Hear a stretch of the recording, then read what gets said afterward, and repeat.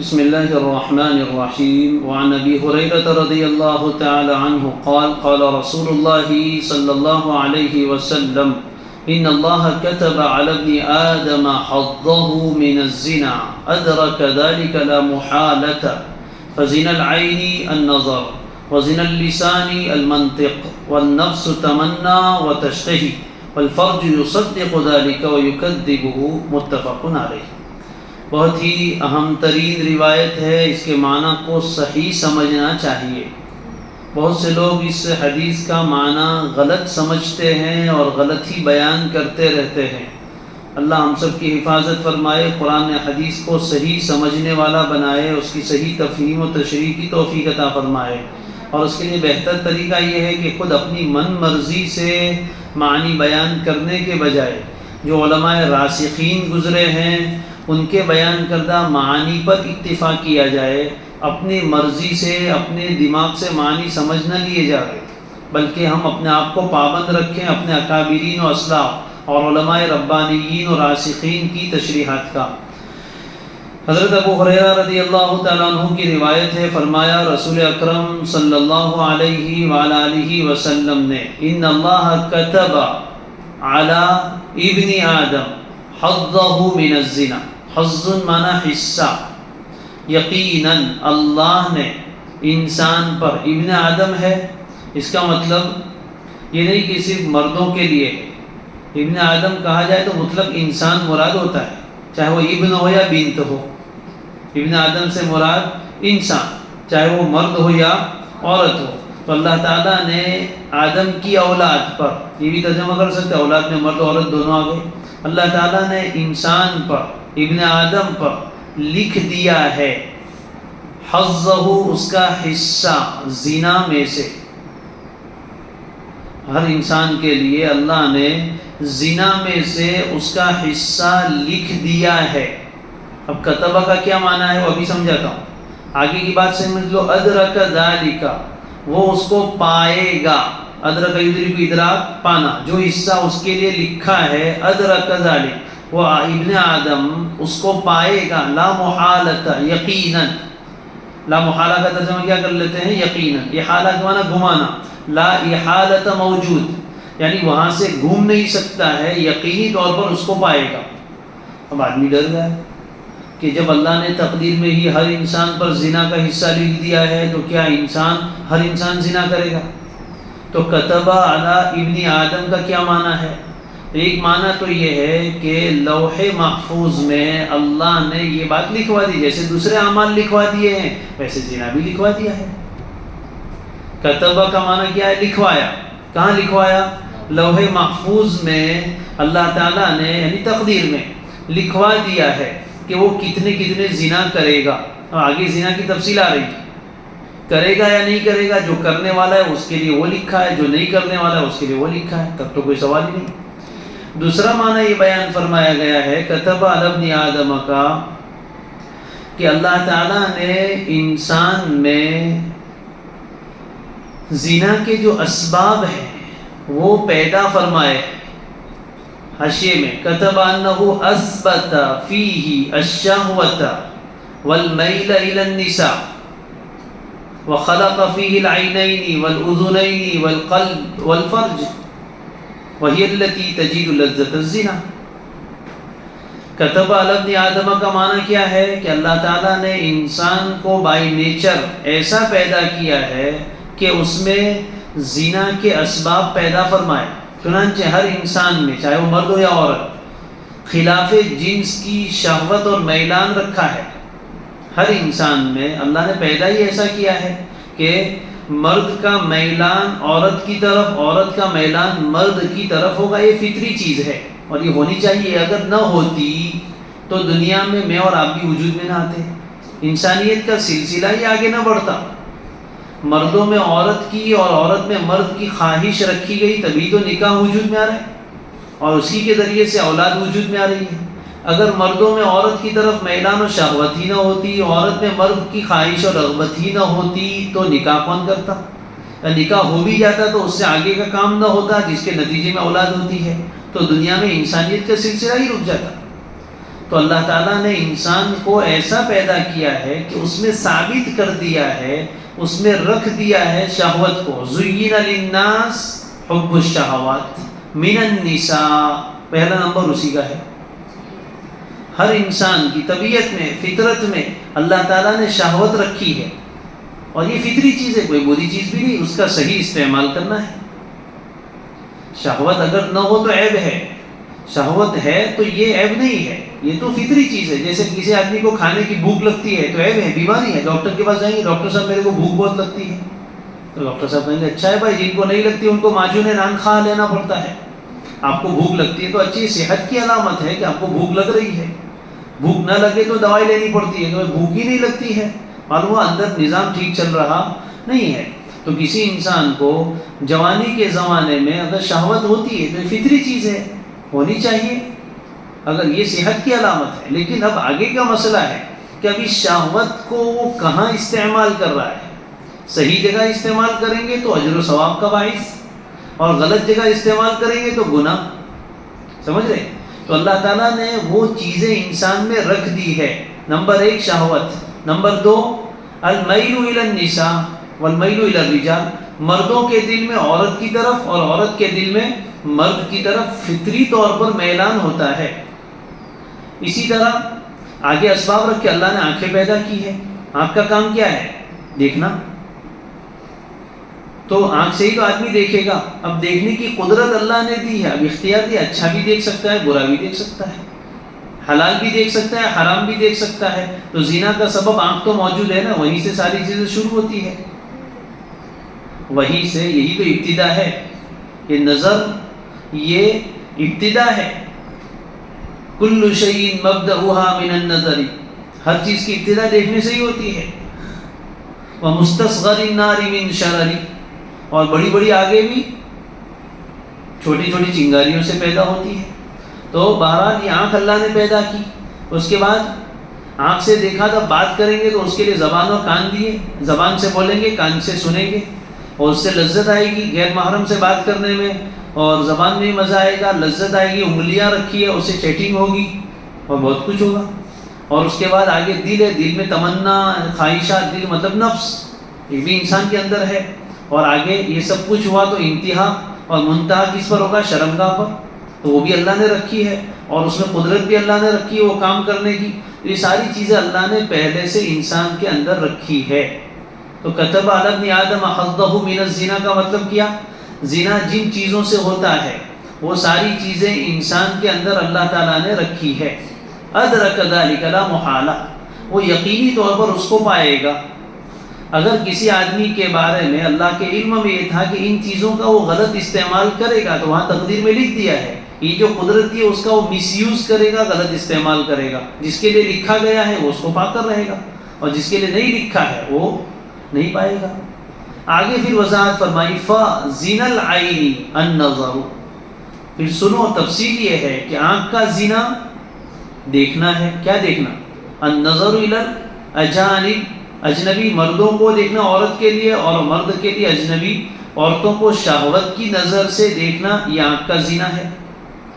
وزن اللسان المنطق، منطق معنی گفتگو، بات چیت، اور زبان کا زنا غیر محرم سے میٹھی میٹھی باتیں کرنا ہے جو گناہ کی طرف لے جاتی ہے.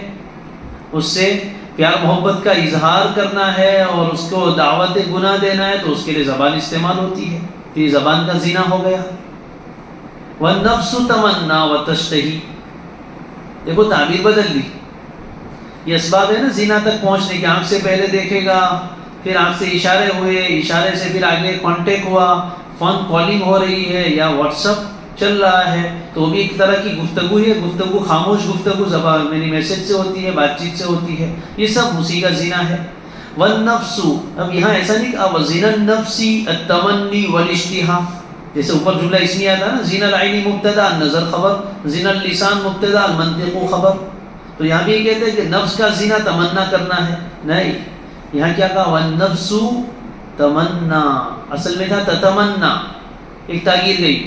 وتشتہی، اور انسان کا نفس آرزو کرتا رہتا ہے، تمنا. وتشتہی، اور خواہش کرتا ہے. علماء نے بڑے پتے کی بات لکھی, آپ پڑھ جائے تمنی اور ترجی میں فرق. تمنا کس کی ہوتی ہے؟ ناممکن الحصول شے کی تمنا ہوتی ہے. تمنا کس کی ہوتی ہے؟ ناممکن الحصول. تو انسان کا نفس ایسا ہے جو بہت ساری چیزوں کی آرزو اور تمنا کرتا ہے, حالانکہ وہ حاصل ہونے والی نہیں ہے. ناممکن الحصول شے یعنی جس کے بارے میں دل میں خیالی پلاؤ پکا رہے ہیں, چاہے مرد ہو یا عورت, وہ ایسے ہیں کہ کبھی ملنے والے نہیں. یہ فی الواقع ریئل میں حقیقت میں ان سے یہ کام کبھی ہو ہی نہیں سکتا, لیکن پھر بھی اس کی تمنا کرے گا. وتشتہی, اور دل میں خواہشات پہ یہ گزارے ہے استمرار تجددی, بار بار تمنا کرتا ہے نفس, بار بار خواہش پیدا کرتا ہے. یہ کس کا زنا ہو گیا؟ نفس کا زنا ہو گیا. نعوذ باللہ من ذالک. یہ سب مقدمات ہے, لیکن اس کو بھی کس سے تعبیر کر لیا گیا؟ زنا سے. کیوں؟ اس لیے کہ مقدمات ہیں, اور مقدمات کو بھی شے کا حکم دے دیا جاتا ہے. مقدمات کو بھی زنا کا نام دے دیا اس لیے کہ یہ اس کے مقدمات ہیں اور وہاں تک پہنچانے کے راستے ہیں, اس لیے اس کو بھی زنا سے تعبیر کیا کہ آنکھ کا زنا, اسی سے بچ جاؤ. اگر آنکھ روک لی تو پھر آگے رکنا بہت آسان. اسی لیے قرآن نے حکم دیا قل للمؤمنین یغضوا من ابصارہم وقل للمؤمنات یغضضن من ابصارہن ویحفظن فروجہن. ساتھ میں دونوں, غض بصر ہوگا تو حفظ فروج ہوگا. اگر اطلاق البصر, نگاہ کو آزاد چھوڑیں گے تو شرمگاہ کی حفاظت مشکل ہو جائے گی. لیکن اصل آخری فیصلہ اور دستخط کس پر ہوں گے؟ والفرج یصدق ذلک ویکذبہ, اور شرمگاہ اس کی تصدیق کرتی ہے یا اس کی تکذیب کرتی ہے. کس کی؟ خواہشات جو تھی نا, نفس کی تصدیق کرتی. نفس نے چاہت کی, اب آگے شرمگاہ اگر وہاں تک پہنچ گئی نعوذ باللہ, اور وہ خواہش وہاں حرام طریقے سے پوری کر لی, تو یہ حقیقی زنا وجود میں آیا نا. تو اس نے نفس کی تمنا کو سچا کر دکھایا. اور کبھی ایسا ہوتا ہے کہ دل میں چاہت تو بہت ہوتی ہے لیکن اخیر تک معاملہ پہنچتا نہیں ہے, تو شرمگاہ اس کی تکذیب کر دیتے, نفس کی چاہت کو جھٹلا دیتے کہ نہیں مجھے نہیں کرنا ہے, تو پھر حقیقی زنا وجود میں نہیں آتا ہے. تو یہ تکذیب ہوئی. اگر حقیقی زنا وجود میں آ گیا تو ساری چیزیں گنہگار, آنکھ بھی گنہگار ہوئی, بڑے گناہ میں مبتلا, اور اسی طرح آگے جو راستے اور اسباب اختیار کیے وہ سب گناہ, اور آخری گناہ تو ہے ہی سب سے بڑا. لیکن اگر تکذیب کی, جھٹلا دیا اور بڑا گناہ نہیں کیا, یعنی جس کو حقیقت میں زنا کہتے ہیں ادخال الفرج فی الفرج, یہ نہیں ہوا, تو یہ جو مقدمات ہیں وہ بھی گناہ تو ہیں, لیکن اب وہ صغائر کی لسٹ میں آ جائیں گے. نماز سے اور وضو سے اور اس طریقے سے جیسے ابھی عاشورہ کا روزہ رکھا اس سے, ان چیزوں سے معاف ہو جاتے ہیں. لیکن اگر وہ بڑا گناہ خدا نخواستہ کسی سے سرزد ہوا تو سچی توبہ کے بغیر معاف نہیں ہوگا. تو معلوم ہوا کہ انسان جو کچھ کرتا ہے اللہ نے اسباب بھی رکھے ہیں, اور اللہ کو یہ بھی معلوم ہے کہ وہ ان اعضاء کو صحیح استعمال کرے گا یا غلط استعمال کرے گا, وہ لکھا جا چکا ہے. اس لیے انسان کو چاہیے کہ اللہ نے جو یہ قدرت دی ہے اس کو حلال جگہ استعمال کرے, حرام جگہ استعمال کرنے سے بچائے. مسلم شریف کی روایت میں بھی یہی باتیں ہیں, لیکن تھوڑے سے الفاظ کا اختلاف ہے. کتب علی ابن آدم, اوپر فعل معروف تھا ان اللہ کتب, اور یہاں کتب فعل مجہول لایا گیا, فاعل کو حذف کر دیا ادبا. کتب علی ابن آدم, اوپر حظہ تھا, اس کا ترجمہ نصیب آ گیا, حصہ. اپنے اردو میں بولتے ہیں نصیب میں لکھا تھا. انسان کے اوپر لکھ دیا گیا ہے نصیبہ من الزنا, زنا میں سے اس کا حصہ. مدرک ذالک لا محالہ, مدرک اس میں فاعل ہے, اوپر ادرک ماضی تھا, وہ اس کو پا کر رہے گا یقینی طور پر. العینان زناہما النظر, دونوں آنکھیں ان کا زنا دیکھنا ہے. والاذنان زناہما الاستماع, اور دونوں کان ان کا زنا سننا ہے, یعنی غیر محرم کی باتیں غور سے سننا اور اس سے لذت لینا. واللسان زناہ الکلام, اور زبان اس کا زنا گفتگو کرنا ہے. والید زناہا البطش, اور ہاتھ اس کا زنا پکڑنا ہے غیر محرم کو. والرجل زناہا الخطا, اور پیر اس کا زنا الخطا, قدم اٹھا کے اس کی طرف جانا ہے. یہ سب مقدمات ہوئے. والقلب یہوا ویتمنا, اور قلب انسان کا, دل یعنی اس کا نفس خواہش کرتا ہے. یہوا یتمنا, یہوا مانا یشتہی, خواہش کرتا ہے. یتمنا آرزو کرتا ہے. خواہش کس کی ہوگی؟ جو ممکن الحصول ہے.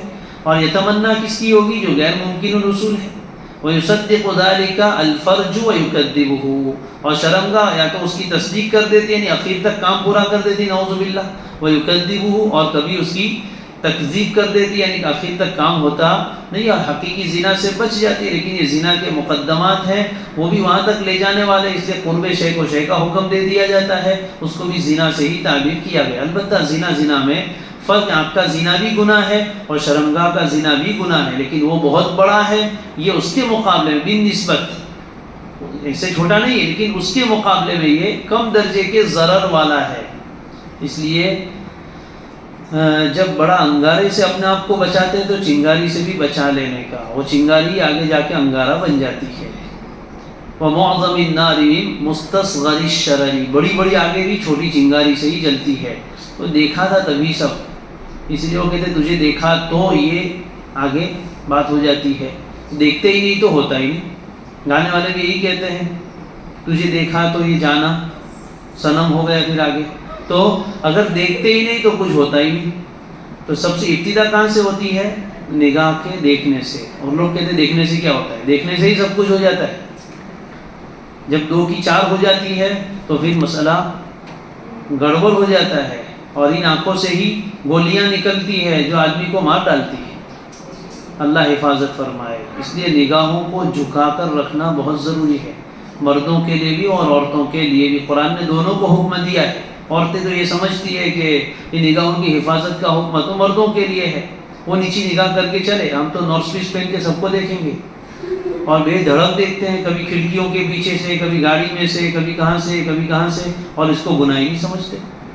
بھائی چاہے ابتداً شہوت کی نظر نہ ہو، لیکن بعض مرتبہ دیکھنے کے بعد شہوت آتی ہے.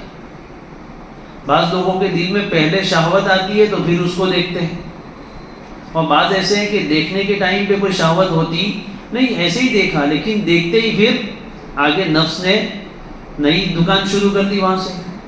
بہت سی مرتبہ جب تک دیکھ رہے تھے وہاں تک کچھ نہیں، دیکھنے کے بعد گھر آ گئے، پھر بعد میں خواہش پیدا ہوئی.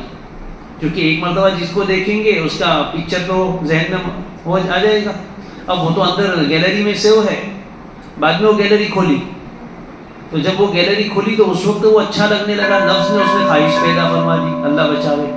اس لیے احتیاط یہی ہے کہ بھائی کچھ بھی ہو، خواہش ہو کہ نہ ہو، اپنی نگاہ کو جھکا کے رکھو. کب کہاں سے نفس و شیطان راہ مار لے کچھ پتہ نہیں ہے.